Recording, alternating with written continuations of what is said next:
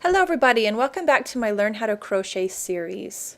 Now this time you should know how to single crochet and you should have your first project finished. Now in lesson number 8 I'm going to show you how to weave in loose yarn ends, and we're actually going to use the project we just finished for this. Now I've actually seen several techniques to weaving in loose ends, and I'm just going to show you one of those techniques today. Okay, so let's get started. Okay, so at this time you may not have a yarn needle. This is what the yarn needle looks like. It actually has a large eye and a blunt point, and this is perfect for using yarn or for weaving yarn. Now if you don't have the needle, that's okay. I'm actually going to show you two ways to doing this. And the first way I'm actually going to show you is just using your I-9 hook. Okay, so go ahead and just place your hook into that first stitch right by that loose end. Go ahead and pull the loose end through. Now I'm just pulling it through the entire stitch. Some people choose to only go through either the front loop or the back loop, but I'm just going through both loops, and I've seen this done and it actually works really well for me. So just continue to pull through each of those stitches. Now what I'm going to do is when I feel like it's safe, I'm going to pull through one more stitch.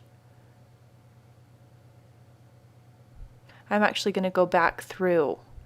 So I'm going to start pulling my yarn or my loose end through the stitches, but I'm going to go in the opposite direction. So this will lock it into place.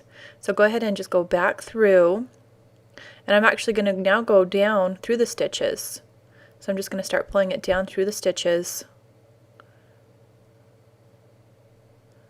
And then I'm going to go again in the opposite direction to lock it into place. And again, I've had a lot of luck doing this, and I think you will too. So just continue to go back through,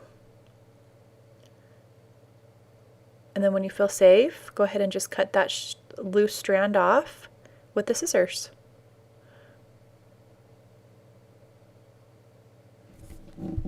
Okay, so now what I'm going to do is on the other side, I'm going to show you how to do this, but with the yarn needle instead. Okay, so go ahead and thread your yarn needle. And we're going to do the exact same thing except for with the needle.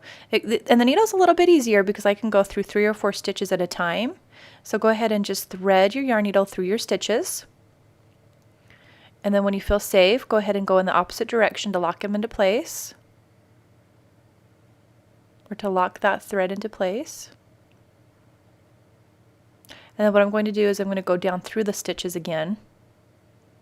And this will just give it that extra little bit of security. So go ahead and just go through, thread through the stitches, and then when you're ready, go in the opposite direction.